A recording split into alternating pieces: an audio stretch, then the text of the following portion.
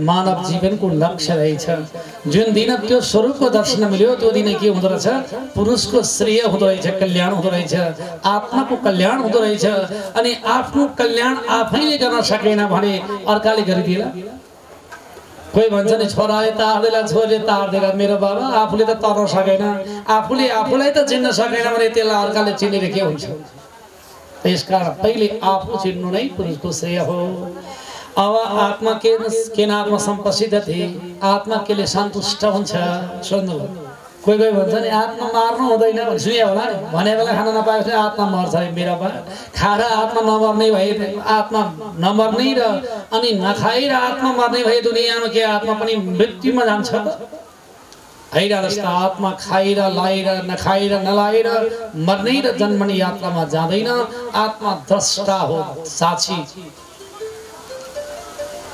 त्यो आत्माले खानेकुरो केही पनि माग्दैन माग्ने वाला चीजको नाम हो चित्त जसले चित्त वृत्ति रोक्न सक्दैन ऊ अधोगति जान्छ जसले चित्त वृत्तिलाई रोक्न सक्छ उसले मोक्ष गति पाउँछ फरक यति हो आत्मा त साक्षी हो अवस्था हेरेर बसिरहने जस्तै तपाईका घरमा बत्ती बलिराखेको छ बत्ती बलेका ठाउँमा कसैले चोरी काम गरोस् डकैती काम गरोस् राम्रो र नराम्रो काम गरोस् भागवत पाठ गरोस् त्यो बत्तीको काम के हो उज्यालो दिने बस आत्मा के रहेछ त घरमा बालेको बत्ती जस्तै राम्रो नराम्रो हेर्छ तर केही पनि भन्दैन उज्यालो दिइरहन्छ उसले चोरले चोर्नलाई पनि उज्यालो दिन्छ अनि ज्ञानीले पूजा गर्न पनि उज्यालो दिन्छ हैन चोरलाई चाहिँ त्यसले त्यो बत्तीले उज्यालो नदिने भए बिचरो चोर राति हुन्थ्यो किन हिँड्थ्यो नारायण हेर्नु बत्तीको काम हो उज्यालो दिनु त्यसले चोरलाई र पुण्यात्मालाई बराबरी उज्यालो दिन्छ त्यस्तै आत्मा पनि साक्षी हो राम्रो कर्म गर्ने गरिदिएमा पनि बस्छ र नराम्रो कर्म गरिदिएमा पनि बस्छ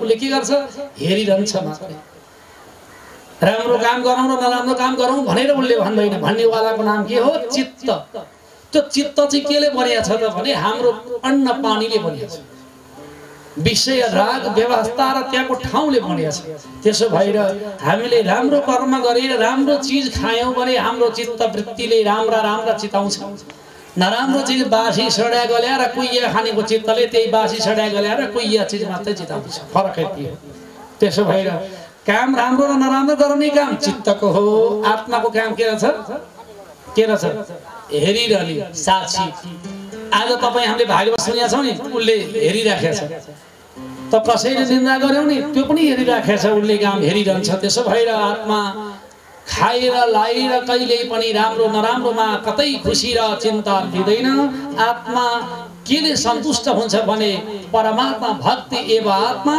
संप्रसिद्धति के गरी आत्मा खुशी हुँदो रहेछ त परमात्मा भक्ति एव आत्मा संप्रसिद्धति जहाँबाट आएको थियो त्यही ठाउँमा त्यही स्वरूपको ध्यान गरेपछि मात्रै आत्मा सन्तुष्ट हुन्छ यो आत्मा कहाँबाट आएको थाहा छ पृथ्वी जल तेज वायु आकाश पंच तत्त्वबाट यो शरीर बन्यो यो भोलि कहाँ जान्छ त्यही पंचतत्वमा जान्छ खरानी बनाएपछि बागमतीमा बगाइदिन्छन् बागमतीले बगाएर लान्छन् तलतिर पुर्याएपछि खरानी किनारा लाग्छ पृथ्वीमा मिल्यो हेर्नुस् है यो पंचतत्वले शरीर बन्यो भने हेर्नेवाला जो तत्व छ जो आत्मा छ त्यो ब्रह्म जो छ त्यो कहाँ आएको रहेछ त परमात्माबाट आएको रहेछ हेर्नुस् है त्यो परमात्माबाट आएको हुनाले उले सधैँभरि के चिताउँछ त यो शरीर छोडेपछि म फेरि त्यही मिल्न पाए हुन्थ्यो नारायण यो कुरो जानिरहोस् यसले भनी अनुभव गर्न सक्यो जसले त त्यही दिन आत्मा संप्रसिद्ध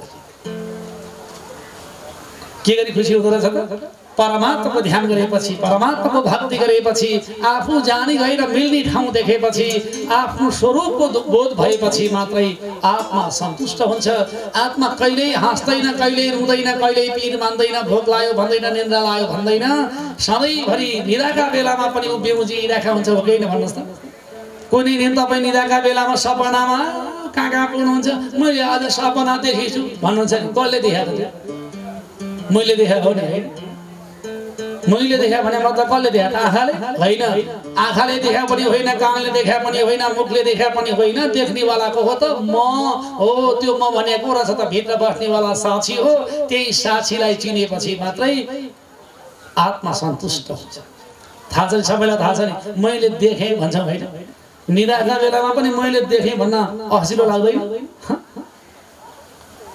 सत्य बोलिरहेको छ है हामीले त राम्रै कुरा गरिरहेका छौँ निदायक पनि शरीर निदाको बेलामा पनि त्यो वस्तु जागिरहँदो रहेछ बिउजिरहेको हुँदो रहेछ त्यही बिउजिरहनेवाला वस्तुको नाम के रहेछ के हो आत्मा अनि त्यसको अर्को नाम के हो म भन्छौँ नि हामीले है म आँखा भन्छौँ त भन्दैनौँ म आँखा भन्दैनौँ मेरो आँखा भन्छौँ मुख बोल्छ म मुख भन्छौँ त भन्दैनौँ मेरो मुख हेर्नुहोस् है सबैलाई थाहा छ सबै वेदान्ती छौँ तर के गर्नु जाने छैन अन्य अन्य आद्य नअन्त्य नारायण हरि हेर्नुहोस् त वास्तवमा जान्नुपर्ने कुरो यति छ कि मैले सत्य बोलिरहेको छु म आत्मा आफू स्वयं म भनिरहेको छु हात गोडा नाङ्गै सबै इन्द्रियहरू मेरो भनिरहेका छौँ हो मेरो भन्नेवाला जो भित्र बसेर भन्नेवाला वस्तु छ त्यसलाई जान्नु नै आत्मा सन्तुष्ट हुनु रहेछ ल हेर्नुहोस् है जसले जान त्यसको जय भो जसले जान सकेन त्यसले 84 मा गए भो नारायण हरि जन्म मृत्यु तब यात्रामा उसको कहिल्यै छुटकारा छैन त्यसकारण आत्मा सन्तुष्ट त्यतिखेर हुन्छ भगवानको भक्ति गरेपछि किनकि यो मन अन्त जान चाहन्छ नि किनकि मन त जगतबाट बनिएको छ विषयबाट बनिएको छ विकारबाट बनिएको छ यो मन के चाहन्छ भने संसारलाई जन्म मृत्युमा गएर आउन चाहन्छ यो मनलाई जित्नु पर्यो बुद्धिले खैचिनु पर्यो आँखा आदिका इन्द्रियलाई नियन्त्रण गर्न पर्यो सधैँभरि हृदय अन्तस्करणका बीचमा त्यो ज्योतिमय स्वरूप ब्रह्मलाई चिन्तन गर्न पर्यो जो मेरो हृदयमा बसेर आज उज्यालो भइरहेको छ जसले गर्दा आज मैले संसार देखेको छु होइन र कुनै दिन त्यो वस्तु बाहिर निस्केपछि संसार मेरो लागि अँध्यारो भयो मैले केही देख्न सक्दिनँ जसलाई देखाउँछ हेराउँछ डुलाउँछ घुमाउँछ त्यही वस्तुलाई बिर्सेर हामी मेरो छोरा मेरा छोरी मेरा नातिना मेरा इष्टमित्र कुल कुटुम्ब भनेर कुदाकुद गरेर हिँड्छ अवस्था सम्झनुहोस् त जसले संसार देखाउँछ उसलाई सम्झने फुर्सदै छैन थाहा छ नि तपाईँलाई पुराण त सुन्ने थिएँ तर के गर्नु फुर्सदै छैन नारायण हेर्नुहोस् जसले संसारमा देखाइरहेका छ त्यसलाई प्राप्ति गर्ने चाहिँ फुर्सद छैन अनि जसलाई छोड्नुपर्छ त्यसलाई मात्रै समय दिएका हुनाले हाम्रो आत्मा असन्तुष्ट छ साँच्चै आत्मा खुसी गर्नु छ भने उसकै मात्र जब हिँड्दा डुल्दा बोल्दा खाँदा खेल्दा म को हुँ कहाँबाट आएँ किन आएँ के का लागि आएँ म के काम गर्न आएको हुँ काम पुरा गरेँ कि गरिनँ ए मेरा भगवान छोराछोरी नाति नातिना जन्माइ भएर गजक्क पर्न पर्दैन छोराछोरी त कुत्ताले पनि जन्माएको छैन नारायण तपाईहरुलाई भने क्या अन्त अन्तका मान्छे त्यस्ता छन् नारायण छोरछोरी जन्माइ गजक्क परिएको छ त्यो त कुत्ताले पनि गर्ने काम हो होइन होइन मैले छोराछोरी पाल्या छु भन्नुहुन्छ भने छोराछोरी तपाईँका त घरबार सम्पत्ति कति खेती किसानी सम्पत्ति पनि होला जागिर बन्द व्यापार पनि होला बिचराती बाल भालु चितुवाको कुत्ता बिरालाको न खेतीपाती छ न त इष्टमित्र न त गोथा फलानु सुत्केरी भेट्न आउने नै कोही छन् छैन नारायण हेर्नुहोस् कोही भेट्न नआउने हुँदा पनि कुत्ताले 7 वटा हुर्काएको छ भने तपाईले 2 टा 3 टा हुर्काउनुभयो के प्रगति गर्नुभयो र नारायण त्यसमा पनि प्रगति गर्नु पर्यो गजक्क पर्नु पर्दैन साँच्चै खुसी हुने हो साँच्चै घमण्ड गर्ने हो भने म आत्मा म ईश्वर हुँ म परमात्माबाट आएको हुँ म भगवान हुँ भन्ने विषयमा जुन दिन जान्नु त्यो दिन मात्रै जय हुनेछ जस्ता अरू विषय कर्म गरे कति न प्रगति गरी भएर केही पनि घमण्ड गर्नु पर्दैन राजा भए पनि काजी भए पनि नेता भए पनि साहु भए पनि उद्योगपति भए पनि धनपति भए पनि खर्बपति भए पनि आखिरी अन्त्यमा तब मरेपछि यो शरीर जलाउने त सार्वजनिक गोकर्णको घाट नभइकन जलाउन पाइँदैन भने जस्ता दुनियाँको सम्पत्तिले के गर्यो त सम्झनुहोस् त एकचोटि मेरा बाबुबाजे बुढा बाजेले कति कमाए कति र जमाए जस्ता बिचरा जाने बेलामा एउटा सुनको हाम्री आमाले लगाए कि एउटा सुनको टुकी पनि बुहारीले नखोलिकन पठाउन्न नारायण कि पठाउने 2 तोलाको सुन लागि आमालाई मरेपछि सासु तब मर्ने बित्तिकै बुहारीहरू खास खुस आमाले त्यति माया गरेर लानुभएको सुन फुकाल्नु पर्यो हेर्नुहोस् सुख गरे जस्तो गरे सुन ठोकाल्न पाए मेरो नाममा मेरो भागवती आउँछ जस्ता यस कारण दुनियाँमा धन सम्पत्ति इष्टमित्र कुल कुटुम्ब कलत्रादि जति छन् बोल्नेवाला सही छौन्जेलका मात्रै हुन्। जुन दिन बोल्नेवाला सही बाहिर निस्केपछि श्रीमती तब सुख गर्दै बाटो लाग्नेछन्। छोरो ढुक्क ढुक्क पर्दै आफ्नो नाममा जग्गा नामसारी गर्नेछ। नारायण होइन श्रीमती सुख गर्छन्, श्री छोरो चाहिँ ढुक्क ढुक्क पर्छ। अब बल्ल बाबु गरे मेरै नाममा लाल पूर्जा। मेरा बाबा नाति नातिना जम्मा भन्छन् 11 दिनसम्म साँक सुख गर्छन्, 12 दिनको दिन ढुक्क पर्छन्, 13 दिनको दिन मिठो मसिनो खाए बाटो लागे। नारायण यस कारण संसारमा इष्टमित्र नाताको धन सम्पत्ति आजै त्याग भोलिदेखि खरानी घाँस जङ्गल लाग्यो भनेर भागवतले भनेको छैन। भागवतले के भनेको छ भने तिमी घरैमा बस सम्पत्ति इष्टमित्र भोग गर, तर भोग्नेवाला शरीर हो कि म हुँ भन्ने विषयमा अनुभव सिद्ध गर। यति गर्नु नै ज्ञानी हो। भन्नु होला कुन चाहिँ पण्डितले चाहिँ पैसा छर्दै हिँडेको छ र मेरा बा खरानी घसेका नाङ्गा जोगीहरू आएको देखायो भने कहिलेकाहीँ पशुपतिमा छैन। शिवरात्रिमा आउँछन् क्या भोलि पर्सि। जसको दुगा शरीरमा धरो समय छैन उसलाई 5 रुपियाँ देखेपछि टिप्न बितिएछ। नारायण राख्ने ठाउँमै छैन। जसलाई राख्ने खल्ती पनि छैन नि, जसको खल्ती समेत छैन उसलाई पनि 5 रुपियाँको लोभ लाग्छ भने जस्ता दुनियाँमा खरानी घस्दैमा लट्टा पाल्दैमा घर छोराछोरी छोड्दैमा त्यो ज्ञानी र सन्त हुने होइन। जसले घरैमा बसेर पनि यो मेरो होइन, मैले भोग गरिया मात्रै हुँ, म गोठालो मात्रै हुँ। भगवानको कृपाले काम गर्न पाएँ, काम गरेपछि मैले काम गरेर भरे घरै जानु छ होइन। जसरी काम गर्न गएका खेतालाहरूले त्यो जग्गाले मेरो भन्न लाग्यो भने भोलिपल्टदेखि त्यसलाई काममै बोलाउँदा जस्ता त्यसै गरी हामी पनि संसारमा कर्म गरिरहेका छौँ। कर्म गरेर भोलि फेरि जानु छ फर्केर त्यही धाममा भने त्यहाँ जानुभन्दा अगाडि राम्रो काम गऱ्यौँ भने राम्रो ज्याला पाइएला, राम्रो काम गरिकन भने 84 मा गइएला। राधा कृष्ण भगवानको हरे राम। राजा काजी नेता साओ ईश्वर गई भर, राजा काजी नेता साओ परम धाम जाने भए भजन कीर्तन गर।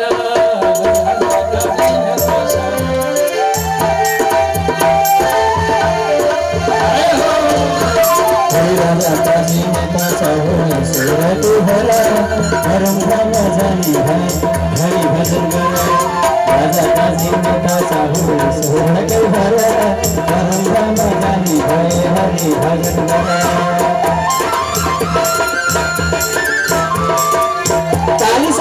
चालीस रुपये मिला रहे हैं।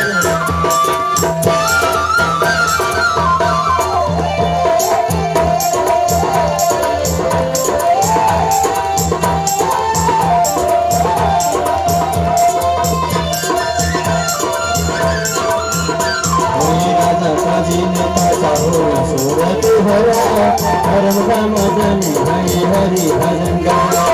राजा काजी नेता साओ ईश्वर गई भर, परम धाम जाने भए हरि भजन गर।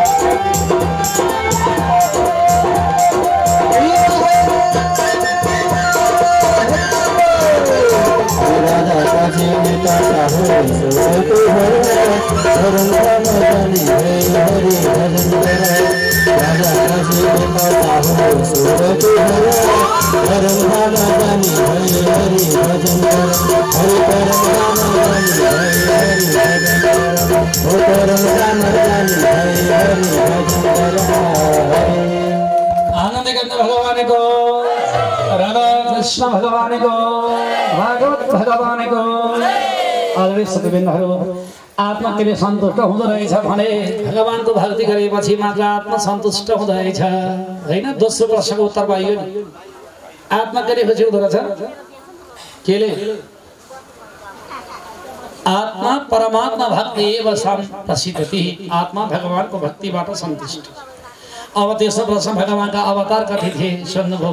भगवानका अवतार बताएर साथै लाग्दैन, किनकि नदीको बालुवा निकालेर एउटा एउटा गर्न सकिएला। सागरका पानी ढिकेर पृथ्वी रूपी पात्रमा तब त्यो सागरका पानी तब थोपा थोपा जमा ढिकेर निकाल्न सकिएला। तर जतिसुकै प्रयास गरे पनि भगवानका रूप रंग गनेर कहिल्यै सकिन्न। किनकि भगवान जले विष्णु थले विष्णु विष्णु पर्वत मस्तके जलमाला कुले विष्णु सर्व विष्णुमय जगत। भगवान जलमा थलमा आकाशमा पानीको ज्वाला पानीको छालमा आगोको ज्वालामा सर्वव्यापक भगवान कति छन् बताएर साध्यै छैन। तपाईले छोडिहाल्नु म जान्ने मन लागेको भए भागवतमा 24 अवतारको वर्णन गरिएको छ। अरु पुराणमा 10 अवतारको मात्रै वर्णन गरिएको छ र भागवतमा 24 अवतारको वर्णन गरिएका हुनाले अरुलाई पुराण मात्र भनियो, भागवतलाई महापुराण भनियो। यसकारण भागवत सर्वोत्कृष्ट छ महाराज। फेरि सिधै भयो।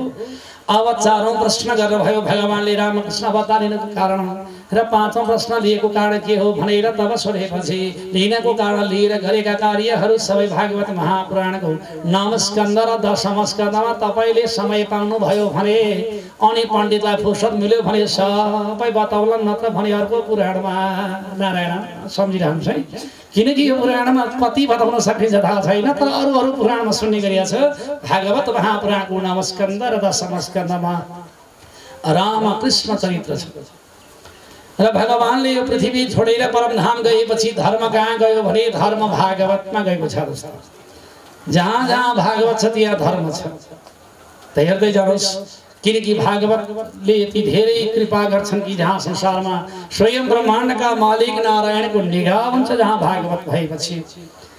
किनकि भागवतमा धर्म छ।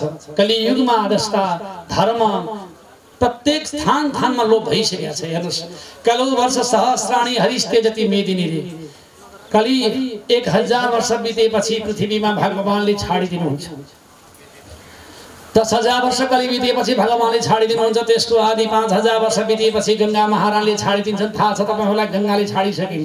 बागमती गंगाले आज तब पानी त बगेकी छन् तर गंगा महारानीले छोडिसकिन्। किनकि गंगा अपवित्र बनाए दुनियाँले। जानेका र बुझेका बाठा टाठा भनाउँदाले बागमतीलाई अपवित्र बनाए, अशुद्ध बनाए। किनकि जसले ल्याएर बागमतीमा ढल फ्याँकिदियो भने त गंगाको शक्ति अनस्त अब हराएर गइसक्यो। अब केही छैन छ त। बागमती नुहाएर जो पुण्य पाउने थियो नि, अब पहिले कि बागमतीलाई दुनियाँले गुह्यमती बनाइहालेको पुण्य पाउनुहोस्। त्यसो भएर गंगा त्यतिखेर सम्म छिन् जबसम्म पृथ्वीमा का मानवहरूले गंगामा ल्याएर फोहोर फ्याल्दैन। शास्त्र यो भने जसले गंगालाई अपवित्र पार्छ भने ती पापी हुन्।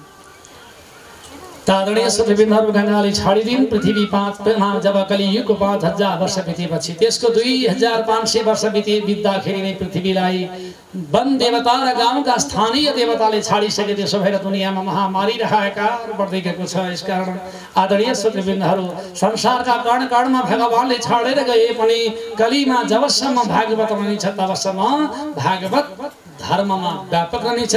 भागवतमै धर्म गइरहने हुनाले भागवत नै धर्मको रक्षक हो। भागवत नै लोक कल्याण गर्छ। यसकारण जसले घरमा भागवत राख्यो उसका घरमा धर्मको वास भयो। त्यसो भएर भागवतको पूजा गर्नु, भागवतको सेवा गर्नु, भागवतलाई स्तुति गर्नु, भागवतको वन्दना गर्नु, हरेक दिन भागवतको दर्शन मात्र गर्नाले जीवन धन्य बन्दछ। एक श्लोक आदि श्लोक मात्रै भागवत पढ्न सके पनि जीवन धन्य बन्छ। सकिन्छ भने भागवत एक अध्याय नै नित्य पारायण गर्नु त्यो पनि सकिँदैन भने त्यसको आदि श्लोक त्यो पनि सकिँदैन भने ओम नमो भगवते वासुदेवाय भागवतको मूल मन्त्र हो। आदरणीय भक्तजनहरू, थाहा छ तपाईहरुलाई हाम्रो विराट ज्ञान महायज्ञ कोटि हवनमा पनि यही मूल मन्त्रद्वारा हवन भइरहेको छ। हाम्रा गुरुदेवहरूले ओम नमो भगवते वासुदेवाय स्वाहा गर्दै हुन्छ हैन। ओम नमो भगवते वासुदेवाय। ओंकार स्वरूप विश्व ब्रह्माण्डका मालिक भगवान नारायण व्यापक भगवान हुनुहुन्छ वासुदेव। उनलाई मेरो नमस्कार छ। हे भगवान, मैले नमस्कार सँगसँगै तपाईलाई के टक्राएँ? स्वाहा।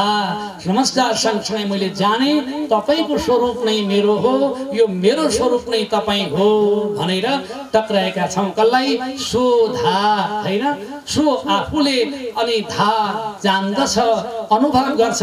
धाएर त्यो सान्निध्यमा पुग्छ भने उनले आफू स्वयंलाई ब्रह्म स्वरूप हो भनेर अनुभव सिद्ध गर्ने।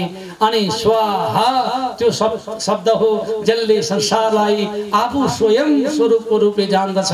त्यही स्वरूप नै मै हुँ, त्यही स्वरूप नै व्यापक ब्रह्म हो भनेर अनुभव सिद्ध गर्ने योगीहरूका लागि त्यही हवन यज्ञ नै महान यज्ञ बन्दछ। किनकि यो कलियुग हो अवस्था, कलियुगमा विशेष गरेर ज्ञान यज्ञ, कर्म यज्ञ, योग यज्ञहरू महान बन्दछन्। त्यसमध्येको यो यज्ञबाट समस्त प्रकृतिलाई सुन्दरता र मानव मात्रको कल्याणका लागि सञ्चालित यज्ञको आज पहिलो दिन हामीले भागवत महापुराणको प्रथम स्कन्धको पहिलो अध्यायमा तब 6वटा प्रश्न सोध्नुभयो शौनक ऋषिले र दोस्रो अध्यायमा त्यही 6वटा प्रश्नको उत्तर दिनुभयो। यही बेलामा शौनक ऋषिहरूलाई सुत पौराणिकले भन्नुहुन्छ, हे ऋषिदेव हो, तपाईहरूलाई मैले यहाँसम्मको कथा बताएँ, अब के कति कथा सुन्ने इच्छा छ सोध्नुभयो। यति सुनेपछि तब शौनक ऋषिले सुत पौराणिकलाई भन्नुहुन्छ, प्रभु सुन्न त मलाई हजुरका मुख र बिन्दबाट प्रभाव भएका ज्ञानरूपी अमृतका धारा जति पान गरे पनि कहिले पुग्दैन। किनकि कथा जति सुनि मन लाग्छ होइन, जाने कथा नजाने कथा जानेर बुझ्ने छैन भने अल्छी लाग्ने र घुँडा दुख्ने व्यथा होइन। तपाईँलाई थाहा छ के भएको छ, मलाई थाहा छ के गर्ने।